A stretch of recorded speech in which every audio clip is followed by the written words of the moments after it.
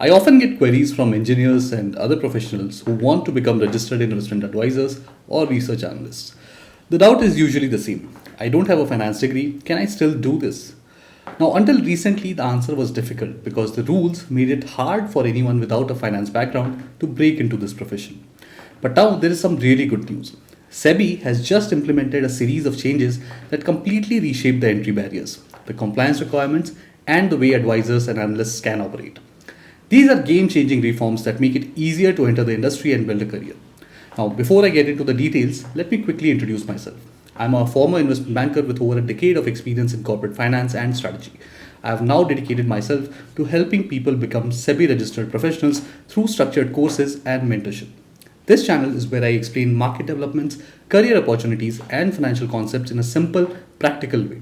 If you're new here, do subscribe. And for those who are serious about becoming advisors or analysts, I run NISM 10th A, 10th B, and NISM 15th courses, and all the details are in my Telegram group. The link is in the description. You'll find exam prep, live discussions, and a growing community of people who are building careers in this space. Now let's get into what has changed. The biggest shift is in the educational qualification.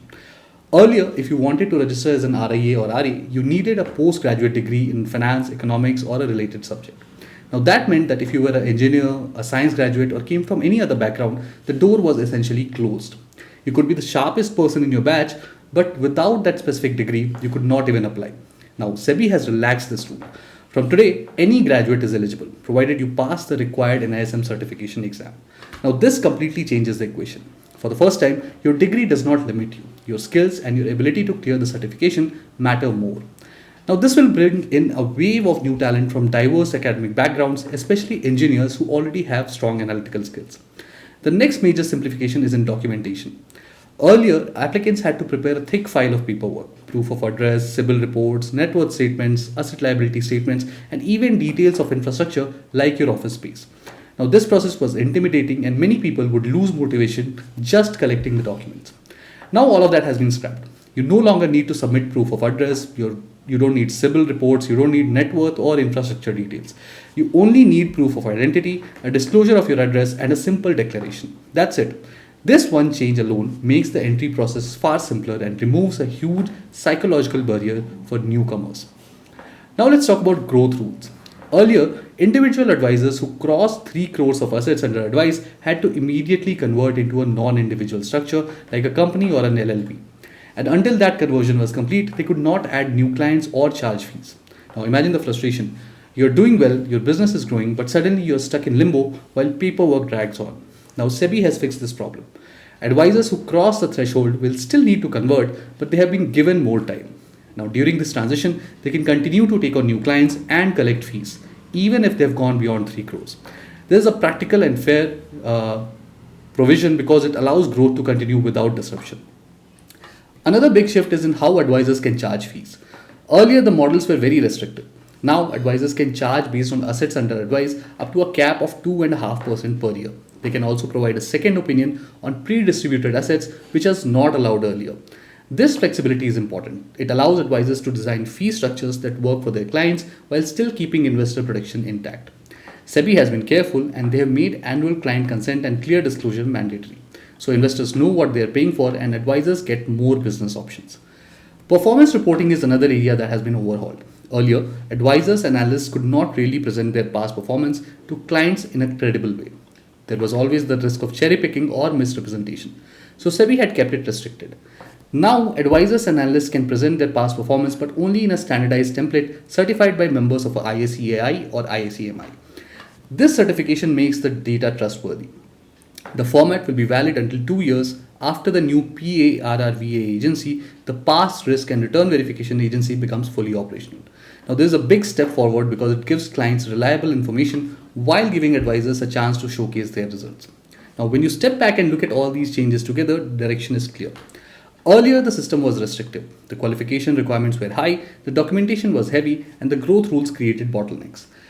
Now SEBI has eased entry, simplified compliance, and given more flexibility by introducing more transparency. The goal is obvious. They want to encourage more qualified people to enter the profession and grow it into a larger, more credible ecosystem. And this is where it gets exciting for those of you who are watching. If you're an engineer or a graduate from any other stream, you don't have to stand outside anymore. The door is open. If you can clear the NISM exams, you can register. If you've been thinking of a career switch into finance, this is your opportunity. The profession of investment advice and research is only going to grow as more Indians start investing and demand unbiased professional guidance. Now, let me pause here and remind you, passing the exams is the key first step. That's exactly why we built our courses. Our NISM 10th A and 10th B courses for investment advisors and NISM 15th course for research analysts are live, updated with the latest syllabus, and designed to get you exam ready with clarity and confidence. I teach these courses personally, drawing on my 10 years of experience in investment banking and corporate finance, where I manage deals worth thousands of crores.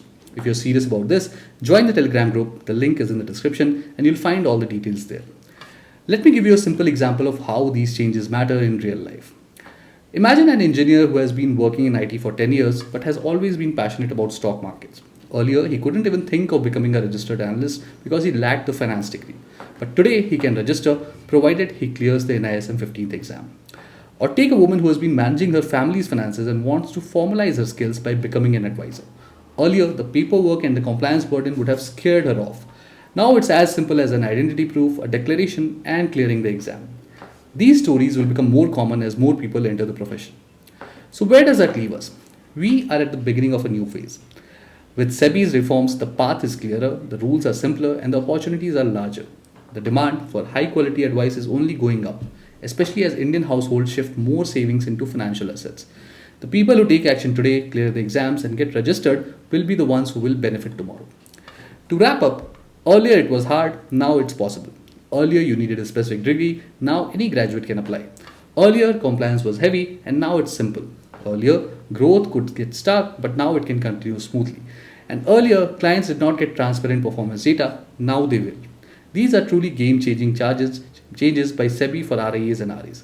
If you found this video useful, subscribe to the channel for more updates on finance, careers, exams, and market insights. And if you're ready to take the first step, join our NISM 10th A, 10th B, and 15th courses. All the details are in the Telegram group. The link is right below in the description. This is the moment to act. If you've been waiting for the right time to start the journey as a registered investment advisor or research analyst, that time is now.